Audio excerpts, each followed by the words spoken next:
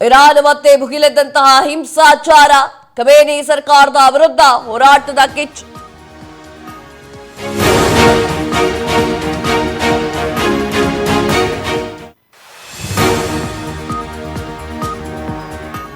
Iran ಮೇಲೆ ಭುಗಿಲೆದ್ದಂತಹ ಹಿಂಸಾಚಾರ, Khamenei ಸರ್ಕಾರದ ವಿರುದ್ಧ ಹೋರಾಟದ ಕಿಚ್ಚು. 3ನೇ ದಿನಕ್ಕೆ ಕಾಲಿಟ್ಟಿರುವಂತಹ ಪ್ರತಿಭಟನಾ ಕಿಚ್ಚು.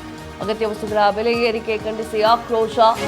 ಘಟನೆಯಲ್ಲಿ ಬಲಿಯಾದವರ ಸಂಖ್ಯೆ 62ಕ್ಕೆ ಏರಿಕೆ. ಸರ್ಕಾರ ಕಟ್ಟಡಗಳಿಗೆ ಬೆಂಕಿ ಹಚ್ಚಿ ಆಕ್ರೋಶ. ಇರಾನ್ನಲ್ಲಿ ಇಂಟರ್ನೆಟ್ ಬಂದ್ ಮಾಡಿರುವಂತಹ ಸರ್ಕಾರ. ಇರಾನ್ನಲ್ಲಿ ಈ ಹಿಂದೆ ನೆನಪಿದೆಯೋ ಇಲ್ವೋ ನಿಮಗೆ, 21 ವರ್ಷದ ಮಹಿಳೆ ಬುರ್ಕಾ ಸರಿಯಾಗಿ ಹಾಕಲಿಲ್ಲ, ಹಿಜಾಬ್ ಸರಿಯಾಗಿ ಧರಿಸಲಿಲ್ಲ ಅಂತ ಹೇಳಿ ಆಕೆಯನ್ನ ಹತ್ಯೆ ಮಾಡಲಾಗಿತ್ತು. ಅದನ್ನ ಖಂಡಿಸಿ ಪ್ರತಿಭಟನೆಗಳು ಶುರುವಾದವು. ಖಂಡಿಸಿ ಪ್ರತಿಭಟನೆಗಳು ಯಾವ ರೀತಿ ಶುರುವಾದವು ಅಂತಂದ್ರೆ, ಹಿಜಾಬ್ ಹಾಕೊಳ್ಳಲ್ಲ, ಬುರ್ಕಾ ಹಾಕೊಳ್ಳಲ್ಲ, ಅವ್ರದ್ದೇನೇನೋ ಇರುತ್ತಲ್ಲ, ಇದೆಲ್ಲ ಮಾಡ್ಕೊಂಡು ಜಗಳ ಮಾಡ್ಕೊಳ್ಳೋಕೆ ಶುರು ಮಾಡಿದ್ರು. ಸರ್ಕಾರ ಕೇಳುವಷ್ಟು ಕೇಳ್ತು, ಇಂಟರ್ನೆಟ್ ಅನ್ನ ಕಟ್ ಮಾಡ್ತು. ಈಗ ಬೆಲೆಗಳನ್ನ ಏರಿಕೆ ಮಾಡಿದೆ. ನಿಮ್ಗೆ ಸ್ವಾತಂತ್ರ್ಯಕ್ಕೆ ಬಿಡಕ್ಕಾಗಲ್ಲ ಅನ್ನುವಂಥದ್ದು.